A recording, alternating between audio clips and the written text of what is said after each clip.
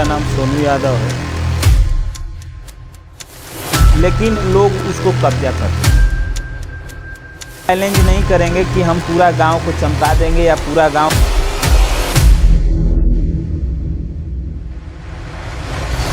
गांव में सबसे बड़ी समस्या क्या है? ये आपको गांव तो घूमते होंगे, गांव में ऐसा कौन।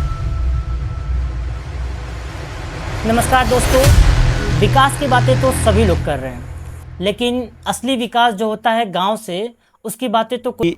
एक पद है खाली है, आप ले लीजिए। उनके भैया हम लोग तो अभी छोटे हैं, वो सब जानते नहीं हैं। अगर नहीं ले लीजिए आपको ठीक रहेगा। तो हम कहे ठीक है भैया। तो फिर उस दिन तो बात हुआ, फिर दूसरा दिन भैया हमको बुलाए गाजीपुर, वो बंसी बाजार में पार्टी कार्यालय है, तो वहाँ पे हम गए अपने साथियों के साथ। तो वहाँ पे हमको राजेश भैया के तरफ से समाजवादी पार्टी के गाजीपुर के जिला सचिव मनोनीत किया गया। अच्छा, आप यानी जिला स्तर पे भी काम कर रहे हैं? जी जी। अच्छी बात तो है। भैया जब तक पार्टी की सरकार थी तब तक भैया जिला सचिव थे युवजन सभा के।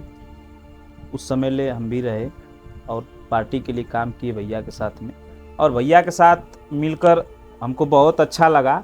आज तक भी उन्हीं के राहों पर मैं चलता हूँ, जहाँ तक ले जाते हैं, बैठाते उठाते हैं। आज तक ले हमको अगर गाजीपुर में अगर कोई वैसा जानता है तो हमारे बड़े भैया राजेश यादव जी के जानते हैं। यानी कि जो राजेश यादव हैं वो आपके आइडियल हैं जी, और उन्होंने ही आपकी राजनीति का शुरुआत किया जी। बेहद अच्छी बात है, उनके विचार भी बहुत अच्छे हैं। बहुत अच्छे हैं। आज के डेट में वर्तमान में वो सदर के जिला पंचायत भी हैं। अच्छा, तो क्या उन्होंने कहा था कि आप बीडीसी का चुनाव लड़ेंगे? नहीं, उन्होंने नहीं कहा था। हाँ, वो तो आप उनके साथ में चला मैं। हाँ, 10 साल चला। हाँ, उसके बाद अपने दिमाग में वैसा मतलब आने जाने से नहीं, जैसे होता है नेतागिरी में नेता लोग के साथ रहने से मतलब अपने दिमाग में आता है कि साला हम वहाँ तक हम विधायकी का टिकट तो नहीं ले पाते हैं, लेकिन गांव में अगर हम लड़ जाते हैं तो सबसे पहले तो छोटा चुनाव लड़ा जाए, हाँ, ताकि कुछ देखा जाए, सीखने को क्या मिलता है। तो इसीलिए मैं सोचा कि बीडीसी का चुनाव लड़ें, यहीं से मेरा राजनीतिक कैरियर शुरू हो। अगर यहाँ से सीढ़ी मेरा बन जाता है तो आगे का सफ़र जारी रहेगा। अच्छे ख्याल है आपके, यानी आपको करियर जो बनाना चाहते हैं वो राजनीतिक में। जी जी। चलिए, बहुत अच्छी बात है। अच्छा, मुझे ये बता दीजिए कि जो बीडीसी का चुनाव होता है इसमें उनको क्या काम मिलता है और उनका काम क्या होता है, इसमें वो करते क्या है? देखिए, बीडीसी का चुनाव बहुत बड़ा चुनाव नहीं है।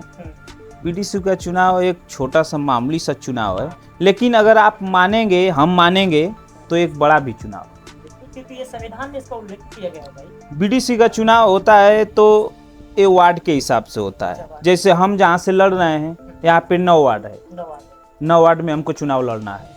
ये जमालपुर में सिर्फ आएगा।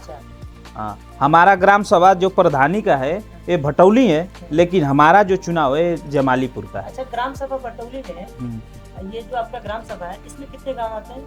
इसमें 4 गांव आते हैं, जमालपुर, पाकड़पुर, भटौली, करमाजीतपुर।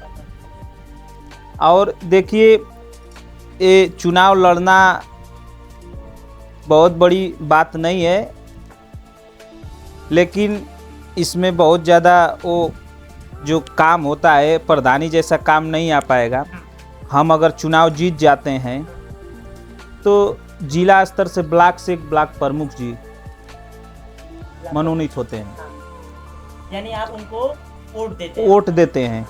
जब हम उनको वोट देंगे तो हमको एक शर्त लगती है कि आप कुछ पैसे ले लीजिए, हमको वोट दे दीजिए। अच्छा, यानी पैसे से भी इसमें होता है? हाँ। अच्छा। पैसे से होता है। और कुछ लोग होते हैं कि मतलब जैसे बात करते हैं कि देखिए प्रमुख जी मैं पैसा नहीं लूँगा, मुझे काम चाहिए, तो काम पे भी हो जाता है। आपके हिसाब से इसमें पैसे कितने मिलते होंगे? पैसे देखिए, अगर सुरक्षित सीट आ गई तो 40 से 50 हजार रुपये बोली लग जाता है। अगर सामान्य सीट आ गई प्रमुख जी का तो उनका कोई लिमिट नहीं रहता है। तब तो ऊपर भी सीट के हिसाब से, जैसे हम लोग का सीट है तो अगर सुरक्षित सीट रहेगी तो उस हिसाब से चुनाव लड़ा जाएगा। अगर प्रमुख का सामान्य सीट रहेगा, सुरक्षित सीट रहेगी, बैकवर्ड। समझ में आ रहा है कि वो लोग जाते कैसे होंगे जब इतना जल जमाव हो जा रहा है, तो जाते कैसे होंगे फिर? देखिए, ये बहुत ही जटिल समस्या है जो जल जमाव की है। जो गांव में जलगाह की एक वो है, क्या बोलते हैं, जमीन है सरकारी जमीन जी। वो है, लेकिन लोग उसको कब्जा कर लिए। वो पानी जो होता है तो जलगाही में जाएगा, लेकिन वहाँ पे पानी जा रहा है, जितना उसका लिमिट रहेगा उतना ही रहेगी ना। अब लिमिट से बाहर हो रही है तो पानी, फ्लो होगा बाहर की वो तरफ। रोडी पे जाएगा। तो उसके लिए क्या कर सकते हैं हम लोग? तो ये तो बहुत बड़ी समस्या हो गई। समस्या है, उसके लिए बहुत हम लोग प्रयास किए, लोगों को इकट्ठा करके, जो प्रतिनिधि हैं गांव के उनको इकट्ठा करके, गांव के लोगों को इकट्ठा करके हम लोग गए थे डीएम साहब के पास। वहाँ पे पत्रक भी दिए थे उसको साफ करवाने के लिए। उसका पोखरी भी है। हाँ, पोखरी है, पोखरी जिसमें पानी बहता है वो पोखरी ही है, लेकिन वो पट कर वो बहुत मतलब कम हो चुकी है। यानी बहुत जटिल समस्या है। बहुत जटिल समस्या है। पानी का बहने का कोई गांव में साधन ही नहीं है। मेरा अगला सवाल आपसे ये है कि गांव में बिजली के लिए और पानी के लिए आप क्या करें? पानी तो ऐसे रोड पे बहुत ज़्यादा फ्लो हो रहा है, लेकिन पीने लायक पानी और बिजली के लिए आप क्या करना चाहते हैं?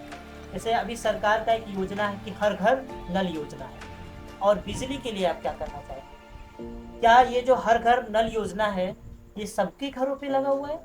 और ये जो बिजली की बात कर रहे हैं हम लोग, क्या ये गांव में अगर ट्रांसफार्मर, गांव में अधिकतर ये होता है कि ट्रांसफार्मर जल जाते हैं जी, तो अगर वो जल जाते हैं तो 10 से 15 दिन लग जाता है मैक्सिमम। मैंने देखा है क्योंकि मेरे रिलेटिव भी गांव में रहते हैं, तो वो सब बताते हैं मुझे, तो इतना दिन लग जाते हैं। तो क्या ये सही बात है? ऐसा होना चाहिए वहाँ पे? नहीं, होना तो नहीं चाहिए, लेकिन बिजली और पानी की बात कही जाए तो बिजली की समस्या तो फिलहाल में कुछ दिनों पहले बहुत ज़्यादा थी, जो कि लाइटें बहुत कम आती थी। देखिए, इसमें सरकार बहुत ही गंदी मानसिकता की चल रही है कि लोगों को धरना देने पर या एप्लीकेशन देने पर या तो कुछ भी करने पर, मतलब कोई उसका सुनवाई नहीं हो रहा है। तो वो तो बिजली की बात है, तो वो तो ऊपर की बात है, वो तो मुख्यमंत्री जी क्या करेंगे नहीं करेंगे। अब हम लोगों की बात रही तो हम लोग तो इस समय चुनाव बीडीसी का लड़ रहे हैं, इसमें राजनीति का सीढ़ी हम खड़ा कर रहे हैं। अगर इस पद पर हम पहुंच जाते हैं और उसके बाद भी जारी रहेगा हमारा अगला सफ़र, अगर वहां तक हम पहुंचेंगे तो ये सब आपकी सवालों का जवाब हम देंगे, और उसके साथ हम जवाब देने के साथ साथ हम आपको दिखा भी देंगे कि काम किए।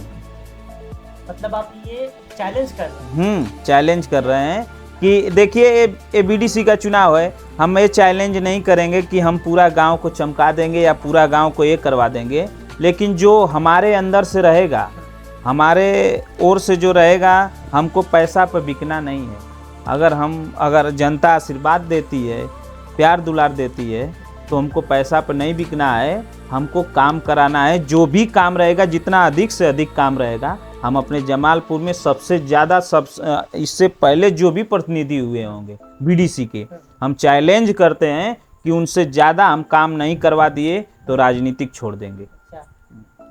आप तो साफ साफ चैलेंज कर रहे हैं। चैलेंज है, चैलेंज के साथ हम जो पद पे रहेंगे, उस पद का बोर्ड अगर आपको नहीं मिला, आप कभी भी आकर देख लीजिएगा जमालपुर में बीडीसी। अपने गांव को तो मैं जब से राजनीति में चला हूँ, मैं बहुत ही गांव में गया हूँ भैया के साथ में। भैया ने जब समाजवादी पार्टी की सरकार थी तो 2-3 गांवों को लोहिया गांव करवा दिए थे। अच्छा, ये लोहिया गांव क्या होता है, इसमें क्या? इसमें लोहिया गांव आता है, ज्ञानेश्वर मिश्र गांव आता है। इसमें हर घर तक आरसीसी नाली अच्छा। और लाइट हर घर तक पहुंच जाएगी, मतलब आदर्श गांव बन जाएगा वो। तो हमारा वही प्रयास है कि माननीय मुख्यमंत्री अखिलेश यादव जी पुनः उत्तर प्रदेश की सरकार में आ जाएं, तो हमारा प्रयास है कि हमारा भी गांव लोहिया गांव बने। बहुत अच्छे विचार हैं आपके सोनू यादव जी, बहुत अच्छे लगे आपसे बात करके। मैं मोहम्मद सुहेल आपसे एक रिक्वेस्ट करता हूँ कि इस बार उनको चुने जो आपके हक के बारे में बात करें, जो जाति से उठ के बात करे, जो जाति के ऊपर ना, जो जातिवाद ना करे, उस वैसे नेता को कभी ना चुने। ऐसे शख्स को चुने जो गांव की भलाई के लिए काम करे, जो आपका काम करे, जाति के ऊपर बिल्कुल ना करे। मेरा आग्रह यह है कि ऐसे प्रत्याशी को चुने। बहुत बहुत धन्यवाद सोनू यादव जी। बहुत बहुत धन्यवाद आपका। बहुत बहुत आभार। खत्म।